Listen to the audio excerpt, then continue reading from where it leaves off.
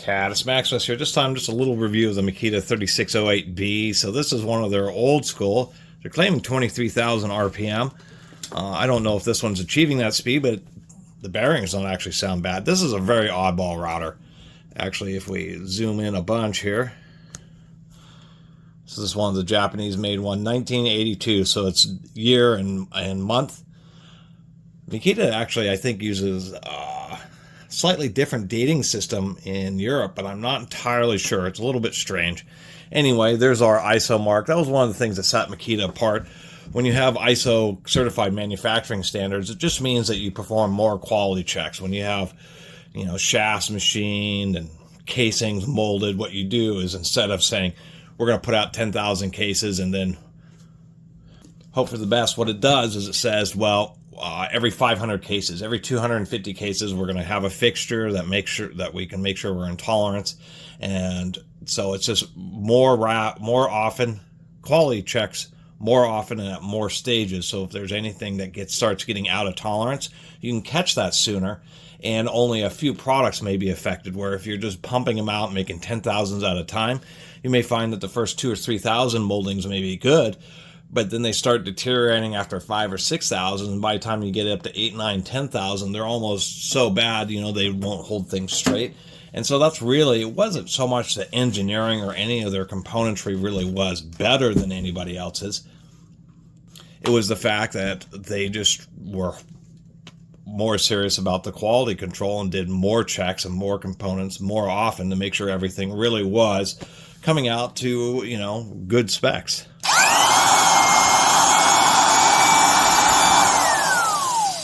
I mean, it sounds pretty good. So this has a 4.8 amp motor there. So 575 watts. We're talking right around, probably delivering around half a horsepower. And this thing was odd. It does have a metal lower end, but just all plastic, and this unique shape. It's like, it's just somebody standing there, a headless person with wearing boxing gloves or something. I mean, it was always the big distinctive thing about this router. I got it for super cheap. There are some forum posts. People are kind of fond of this just because they liked it as being a lightweight, kind of like trim router. That's the power level. I mean, for real. So here's the RT0701C. This thing is like 780 watts. This has almost, 25-30% more power than this. And actually, as big and bulky as this looks, it's really the handles. It's kind of surprising how big the Makita trim router is, but if we put these both next to each other, and this is actually, there we go. We got this now lowered to where the collet's almost flush with the base, just like I have on this one. And actually, kind of goes to show how things have changed. This thing is narrower, doesn't have the side handles, it doesn't have as large of a base, but this router is a heck of a lot taller by a good couple inches, and this is the small trim router. So Makita's actually kind of had a history of both making really great heavy tools, but of really making small, kind of simple tools that were still good for what they were. You know, there's like the Black & Deckers and the Craftsmans and so many of just consumer grade stuff, or maybe better but still consumer grade tools. Makita's cheap versions always seem to be a little bit nicer than the competition's cheap versions. And so that's kind of the oddball thing. I think that was the idea. This is kind of one of their answers to kind of like the Rockwell R2D2, the compact little router. Makita, instead of having handles on the base, decided to have them attached to the motor. And it just makes it for an oddball router, but you do get some nice grips. That is pretty darn ergonomic, to tell you the truth. I do like them. And since you end up riding with it, the motor a little bit lower down, you really don't notice that instead of holding onto the base, you're holding up here. Although I think technically it's better to have handles on the base. I don't know if this is the original gray cord, but they used to, on a lot of Makita tools, use you know, like the standard in power tools has been rubber jacketed cords, but having, I don't know if this is vinyl or what, but there have been other materials that do last longer. I think the rubber jacketing is just a good compromise for flexibility and cost, but they always seem to crack. So this base here does have an alignment peg, but it just slides up and down.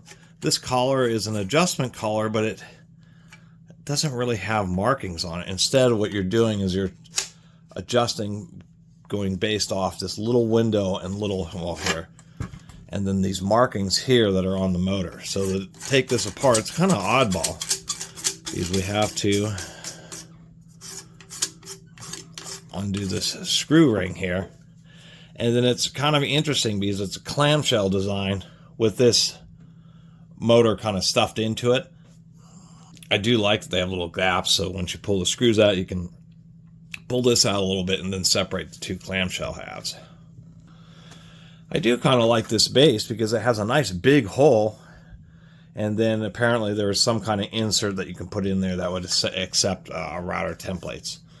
Just a wing nut and a dedicated nut rather than being something that's inserted into the housing itself, which I kind of like. If this ever jams up or wears out, you can easily replace that. Here we are, all knocked apart. So I was incorrect. So it is a fairly complicated molding because we have this section here, all the screw threads, but the handle is designed to come off so you can easily access the brushes. These are original brushes and they've barely been used. Always kind of liked Makita's motors just because they really like flatten out and make just a pretty nice design in there. They're just a little bit more careful when they wind their fields. Anyway, so this thing has hardly any use on it, and surprisingly enough, I mean, looking at the brushes and this commutator, which has just barely started breaking in, I can't imagine the bearings have been replaced, but they feel absolutely perfect.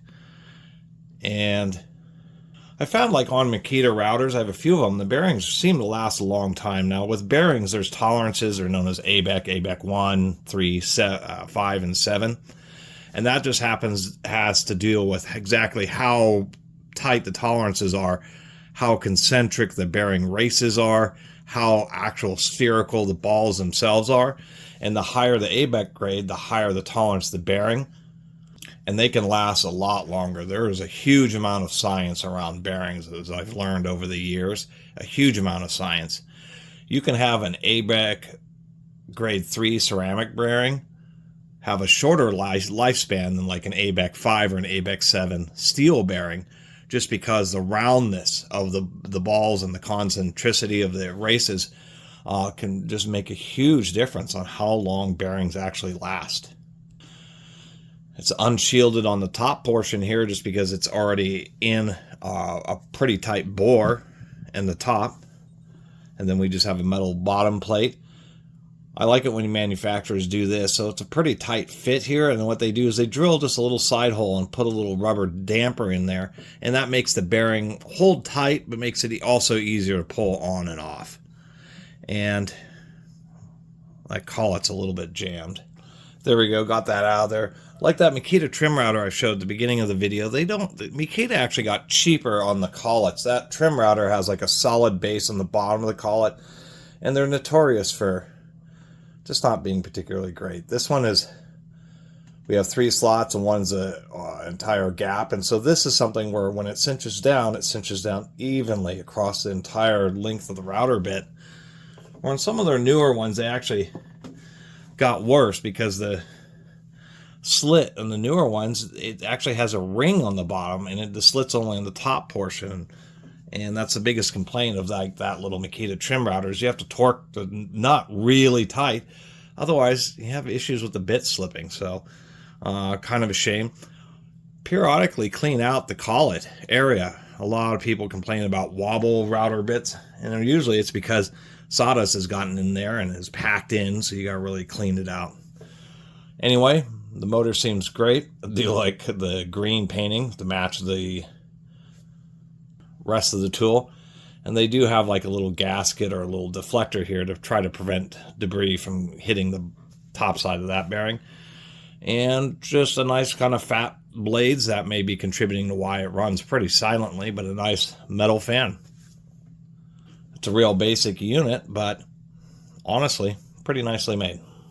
My last little note is I think part of a lot of routers, it's the lower bearing that goes out first, just because that's where all the work's being done. A lot of it's sawdust that gets in through here. And I was just noticing this. A lot of routers have tight tolerances, but here, the tolerance between the case and this metal diaphragm here is extremely tight. I mean, there is just a few thousandths of an inch. And so that's probably contributing to long life on this lower bearing. Is that tolerance is just so tight that very little dust is actually getting in there, allowing itself to pack in against the seal and eventually work its way into the bearing. So that pretty much sums it up for the Makita 3608B. Router I don't think they make anymore. No, this is resigned to the history books. Although looking around, they made these into the 2000s, so it's kind of cool to have an old 1982 one. And this router was sold worldwide, which is kind of including Japan. So there's 100 volt versions, 120 volt versions, and 220 volt versions. So Makita was early in really pushing their tools into lots of different markets. It's one of the reasons why the Chinese copy so many of their tools, is because they were just the first professional tools that really became popular and were sold in China, so those are the ones that they're familiar with.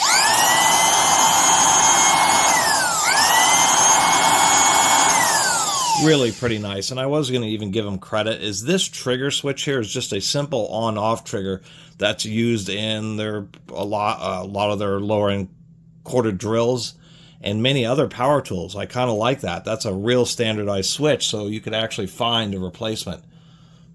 It isn't custom just to the router. So yeah, what replaced this was that little router I showed you earlier, the RT0701C, is what they're just using to replace this. Although I kind of like this. There is a place to have kind of a simpler, lower power, much lower noise router that is still kind of like a trim router, but you still get a big bass and lots of extra stability that comes with that. And it's kind of a shame that they've kind of pulled away from that.